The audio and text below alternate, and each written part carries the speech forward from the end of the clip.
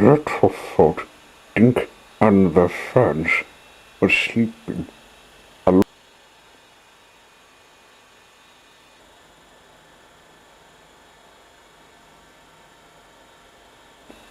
along with Grandpa Longneck and Mr. Seahorse.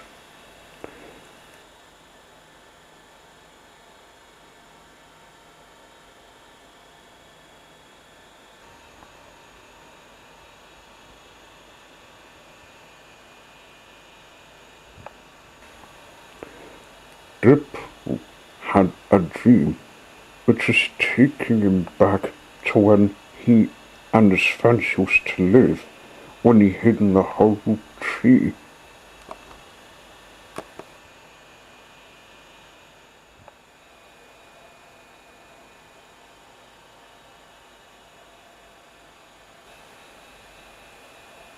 Hello?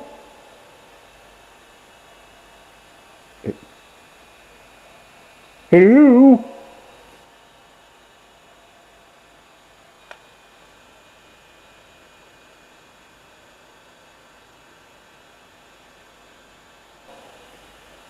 Oh, hi. You're not gonna hurt me, you?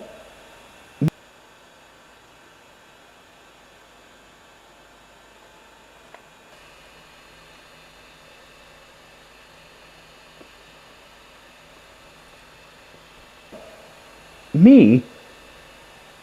No, I wouldn't hurt you. You're too little.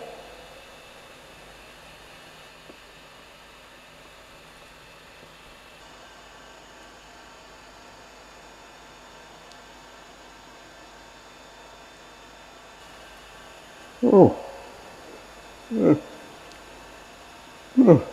that's a relief.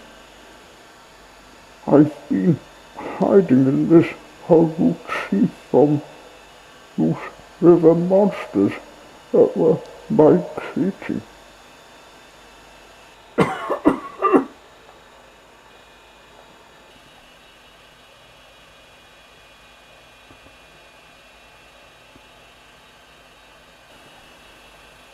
I'm Shyla. Who are you? I'm Trip. I'm sorry I pitched your food. I was hungry. Why are you hiding in this hollow tree? Oh, I didn't want the other dinosaurs to treat me roughly, as you think I'm ugly.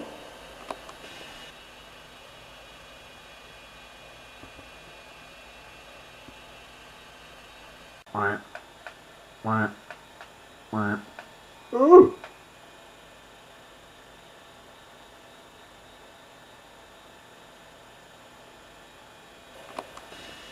Dip! Oh!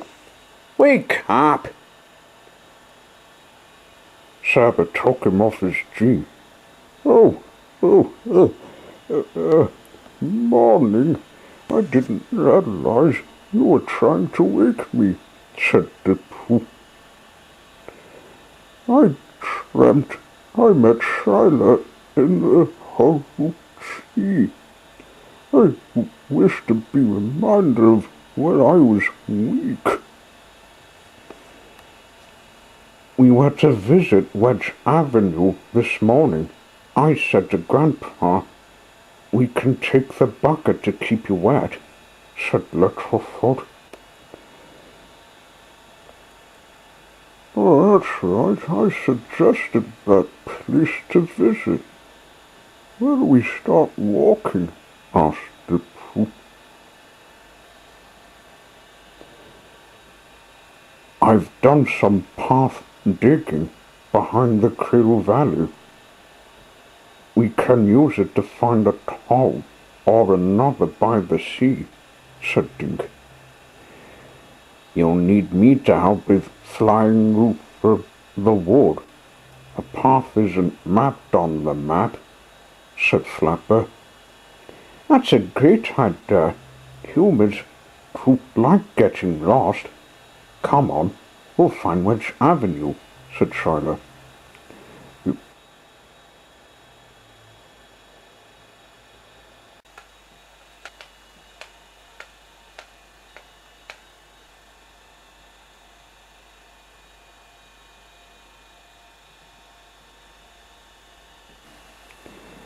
left the cable valley and started finding where I visited.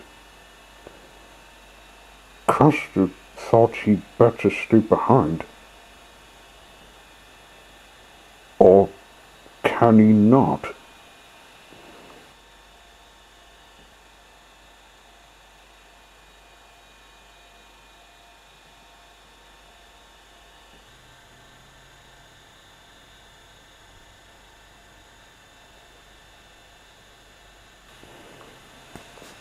The little dinosaurs came to Queen's Town, passing through it to the mountain to climb and continue on to the suburb of New Norfolk.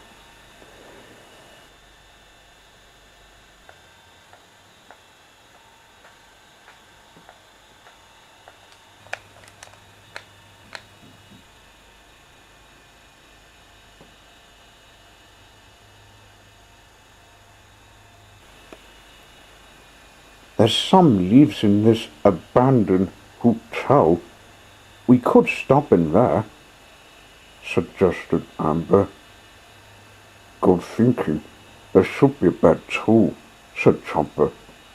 Scat fruit to find fruit. We were called strawberries, said Scat.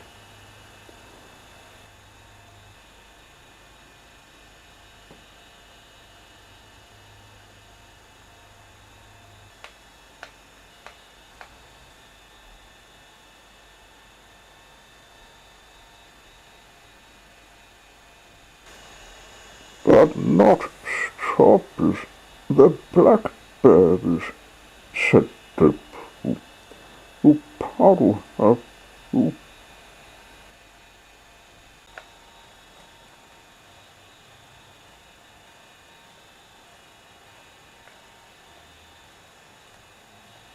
Oh, whoops.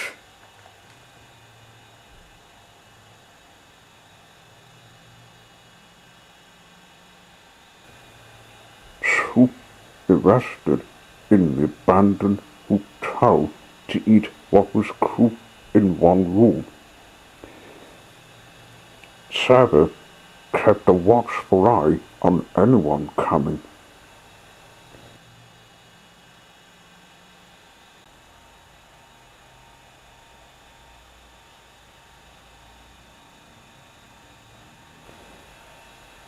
Nothing. We can continue after I finish my bite, said she. We continued walking. None of them wanted to carry the bucket, who took a skateboard to Latin and Dip ride. Dip was one of those diplocaluses who never went on far journeys when he has a chance of keeping wet and move at the same time. They were in a field meters away from the wood. It was dangerous to stay beside it.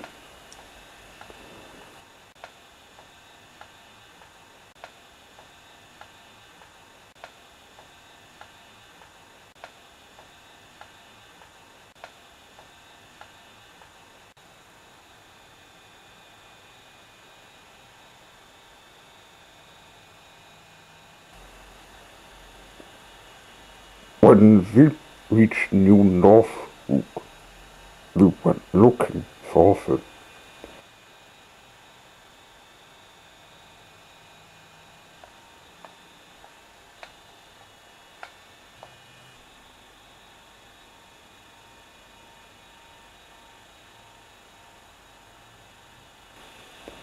It was after Gumleaf's camp, and Drip asked if he could see what is changed with the third hollow tree.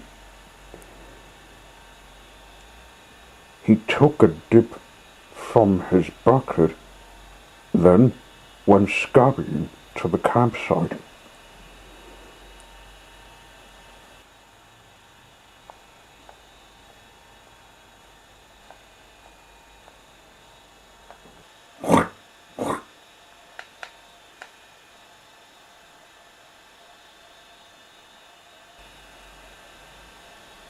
As soon as he got there, he looked at something red.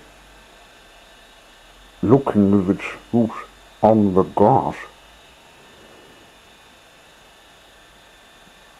pigs on the farm who have tusks, but this one, as a warthog does, thought to keeping his distance.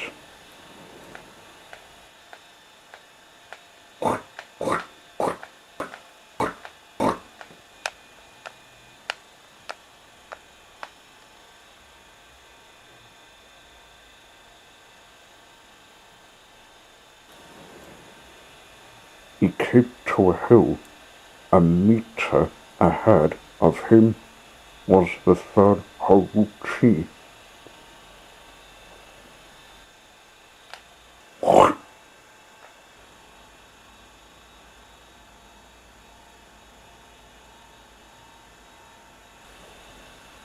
But looked back suddenly to see the warthog charging at him, thinking, "A snake! I'll trample it down!"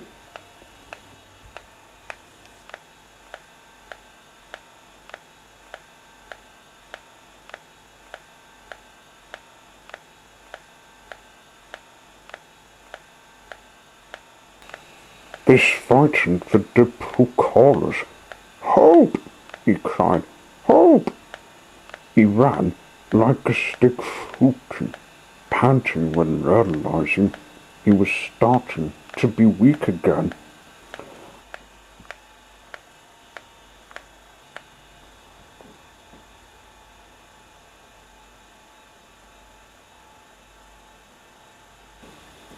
The warthog managed to bang his tail when he reached the whole tree. "Oh! Oh!" Dip exclaimed. "What kind of snake is this? It doesn't look the same," said the warthog. "Oh, I'm a Diplocaurus Diplo. You've given me an impact on my tail," said Diplo, rather cross. "Oh, oh! I didn't think to check your head. I'm Pumbaa, and we warthogs have a habit of charging when we see any bad creature. What are you doing here?" asked the warthog. "Visiting this horrible tree. It's still the same," he told him his history. The other dinosaurs came up, and when Diplo said to them Pumbaa didn't mean him any harm, they forgave him. "I'm glad you ran into me.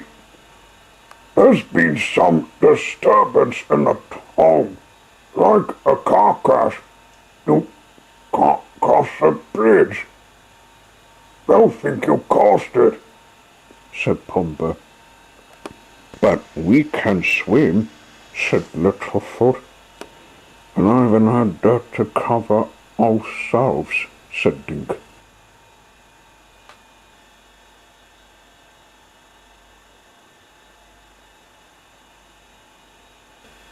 They left the campsite, finding the bridge across the river.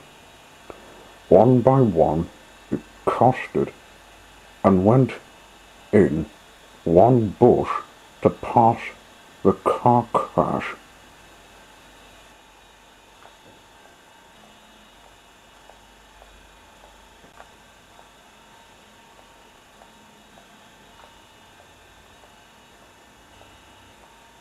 Aha!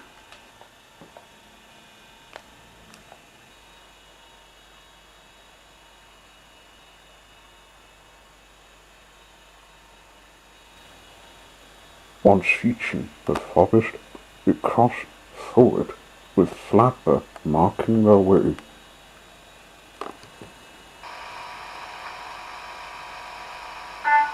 "Keep up with me,"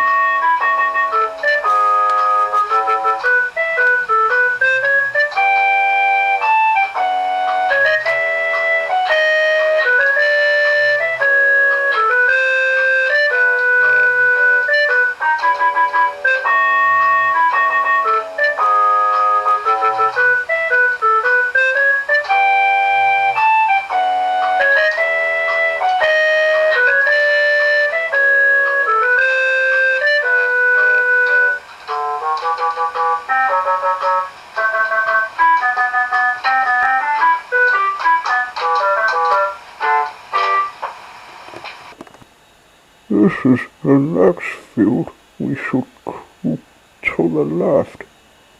If we want to get to Dunalley, said Dip.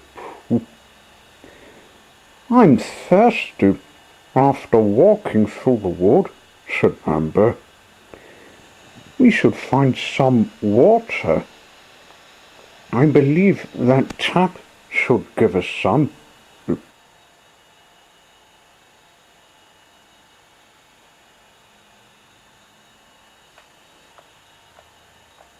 Water!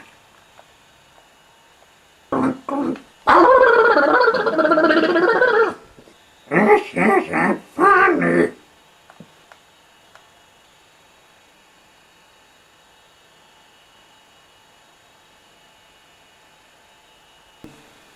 Took a drink with letting Dip take it. Well, stop, because I heard something that's tooting, said Shiloh.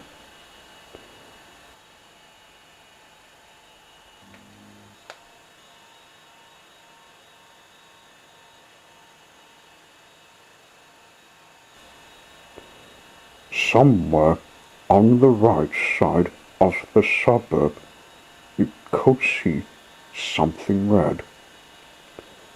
Was it an animal catcher? It was not. It was a push van.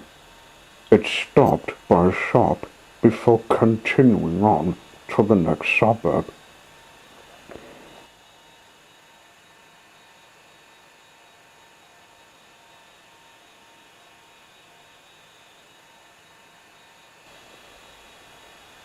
That's Pat.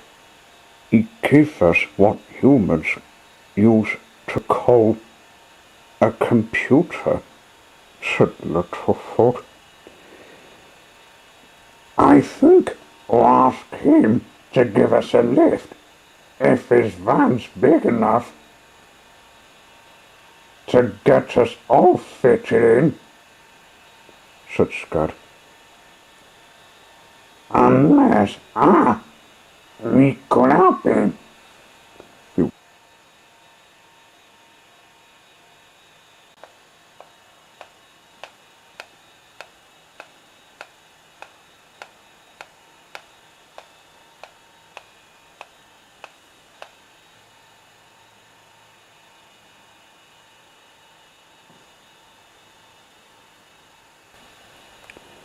They walked to the van just as Pat was getting in it. Hello, I didn't see you come in the suburb. What are you doing here?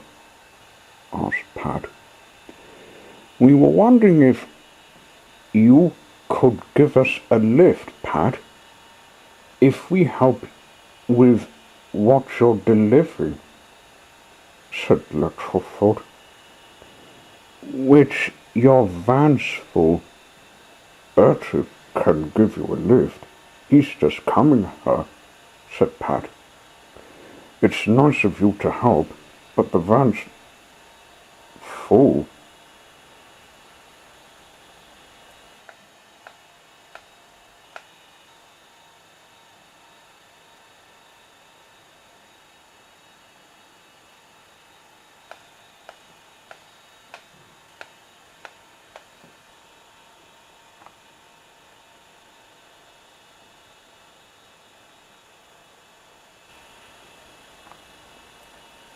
Pat laughed.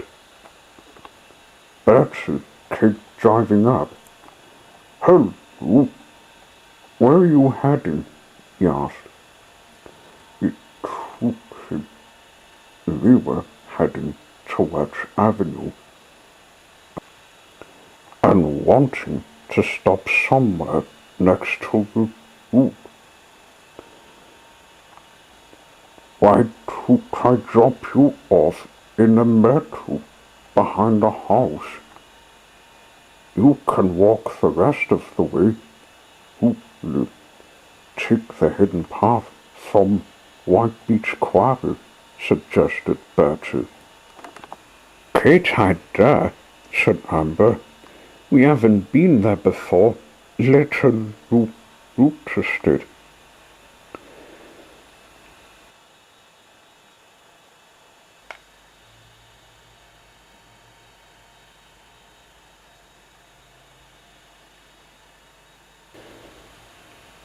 I hate to spoil the drive, but we got company coming. An animal catcher vehicle is what we don't want to run into, said Sir.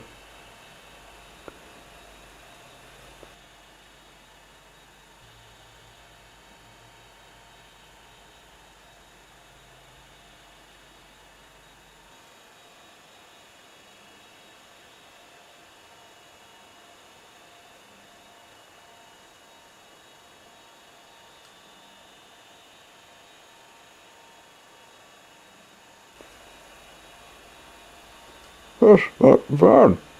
Move it, don't trust.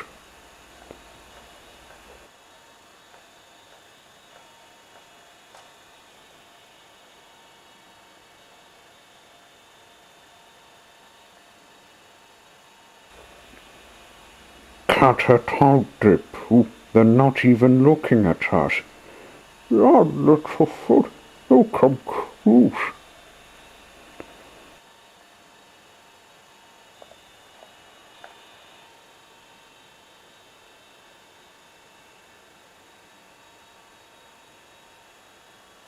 They're looking at us now. You've hit a rock to smash their windscreen. Get it moving, Bertie. Oh, bit my horn. He's flashing his light at us. Hang tight then. You better give them the slip.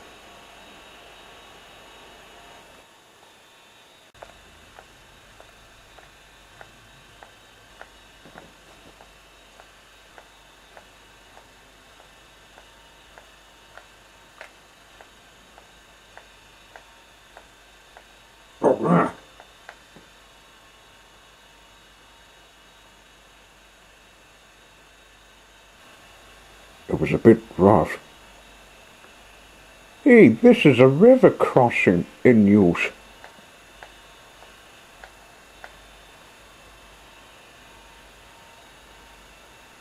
I think we've bet the poop, except he's made it too.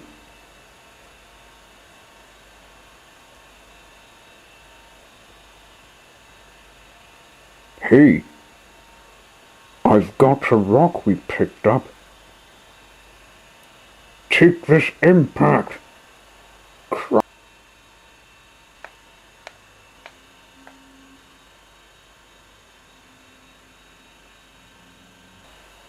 Crikey. Nice shot, Chopper. We've got them off their wheels. That's got the police alerted. We still need to flee.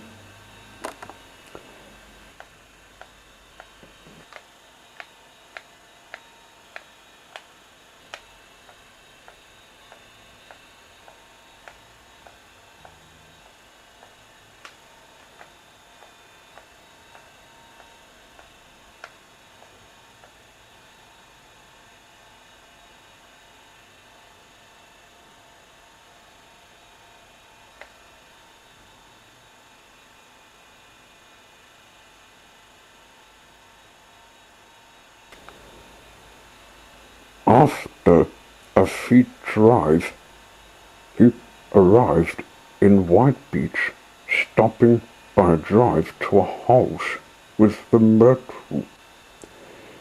Whew. We've lost them, puffed Bertie.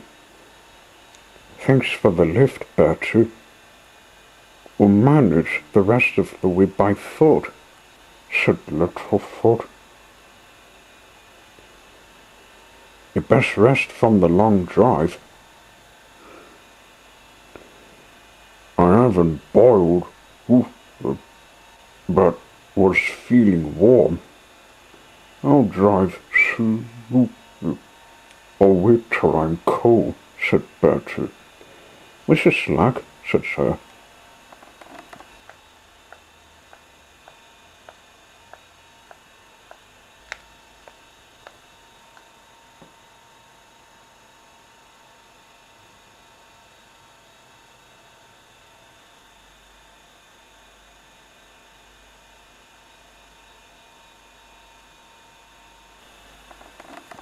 The little dinosaurs walked into the myrtle behind the house. After they went walking on the drive, Richard was checking to see if the course was clear for them to walk to the quarry. The seaside area was quiet, and the scent of the woodland was fresh. Dripple was wondering what his friends were doing. "We're doing a hide and loop search game. You can give it a try," said Littlefoot. "I haven't tried it before. Let's give it a go," said Dripple. "Oops. Yeah!" Suddenly, when he joined in the game, he made a cry which stopped everyone and looked at what he was screaming at. "What the heck? This wasn't seen from us. This looks like a trap," said the Pooh. "A booby trap? Uh-oh. Someone else is hunting us. Who could do such a thing?" asked Dink.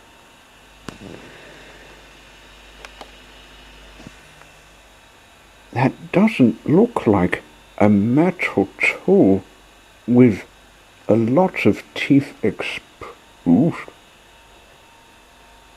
It looks like who we saw when we visited Tyler, and you lot met him too," said Littlefoot. "That better not be who I told shooted Scat," said Shiloh. "It's that little runt treating me like a whoop." It was none other than Carr. He recognized Shiloh, but before he could attack, Sarah charged. "Beat it, skin bag! I'll knock your block off!"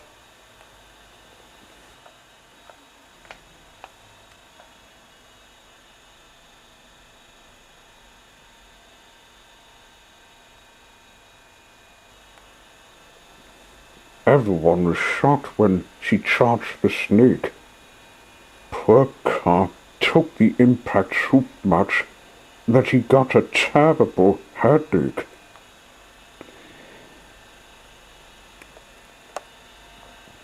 "That will teach you to keep your lips shut. Oh, scram!" That was the last sighting of the snake. He slithered away, wishing he never picked on Shiloh.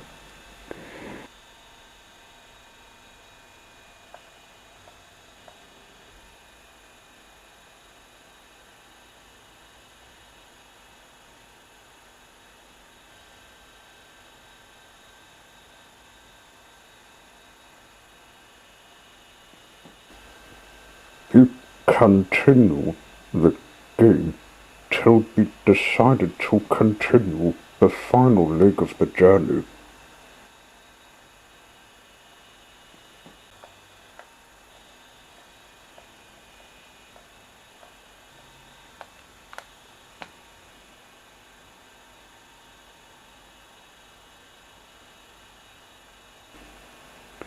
He walked on the side of the hoop and up the swoop to the quarry.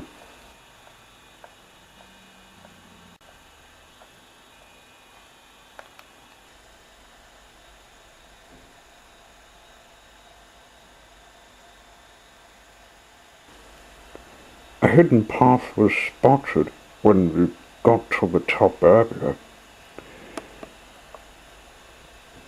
"There it is, the sign saying Wedge Avenue. We're in the wood I wanted to visit," said Dip. We can explore this area, including whose houses. That one with a shed looks interesting to look at, said Littlefoot. Hang on, guys. Even when we explore, we need to do it right. Like a mat we use for wiping feet, said Dink, speaking up. For now, we'll play her. Bags, I start a game, hide and seek. Dip can hide, said Amber. Scat glad Dip who's first to hide, said Scat. He started playing the game. 1,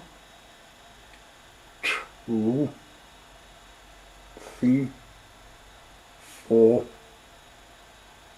5, 6, 7, 8, 9, 10. Ready or not, I come.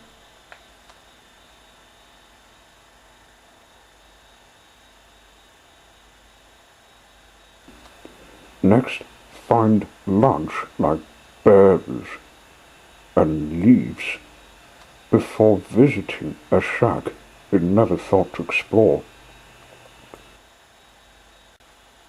Jackpot!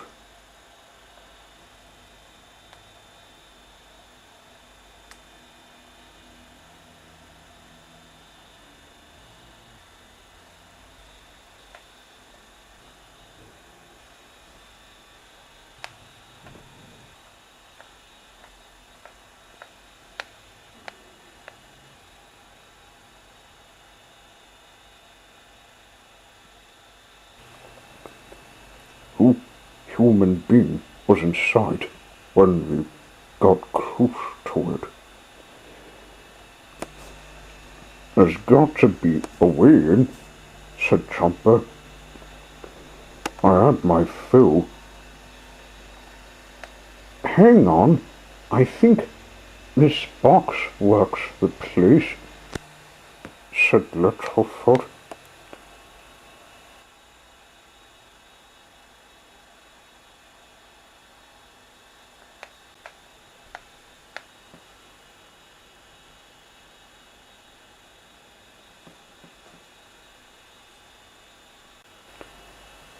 Guys, up here, I found the key, said Flapper. Let me unlock it, said Amber.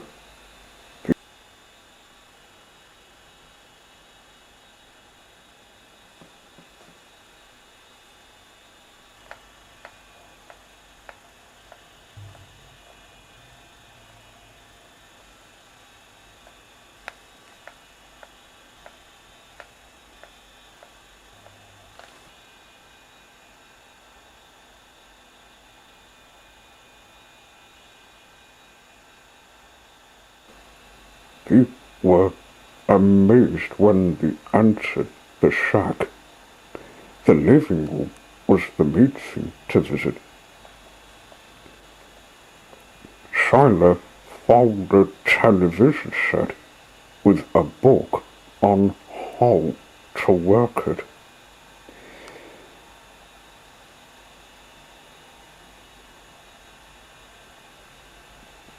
I'm glad a computer's enough it, but I like to see what this telly has, said he.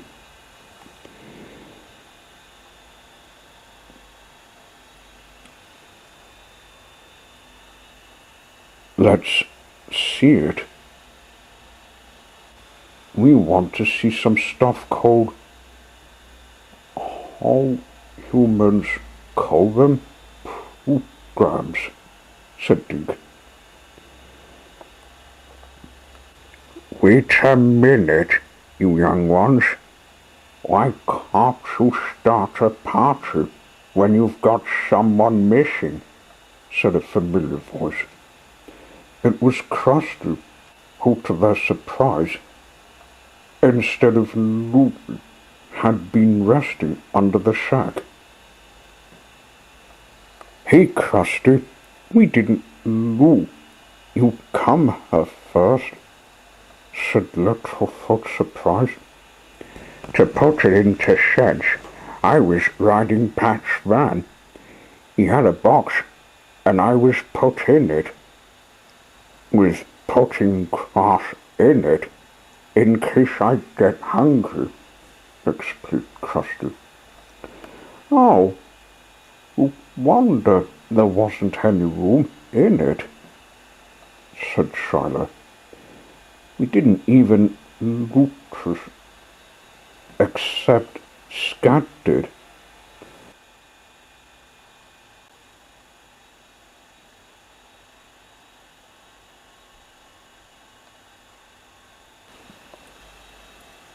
After catch-up talk, they looked at the programs that no dinosaur ever set an eye on. First Dink picked a program from 1989 to 1990. Himself a little dinosaur. Hence one episode was the Haruchi, which Dipple felt embarrassed when he saw Flapper tease him. Shiloh picked a program of Postman Pat. Scat picked a program of Thomas the Tank Engine and Fence. Amber picked a program of Tags. Dip picked another dinosaur program, The Land Before Time. Littlefoot picked another dinosaur program, Walking with Dinosaurs. Chomper, Moss Chops. Saber, Badger, the Little Helicopter, and Krusty picked a program called Further Proofread. There were lots of programs to watch, but they all picked a program that was called Farhouse Tales. When we finished all of them, we decided to rest. It was getting late all of a sudden. I never thought we'd see programs on telly for us. My kind and yours wouldn't believe it, said Dipple. It is fun, but we can't stay on the screen. We get rings and all faces, said Dink. Pat told me the same thing when I got my laptop, said Littlefoot. Maybe it can teach us model making.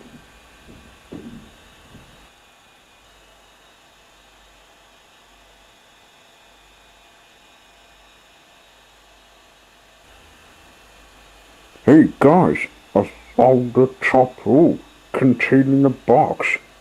We can use it to put water in it. Chomper called. He disappeared while we were talking.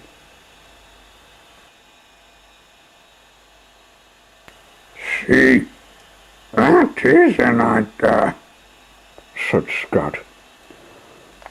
Oh, gee, thanks. I was thinking of needing a waterbed, said Dipple, flattered. You need a bath anyway. After a fight from Car, you fell in some mud, said Littlefoot. I need some soup suds. We landfish would like it on our skin. The water's perfect enough. Oh! I still got a sore tail. It's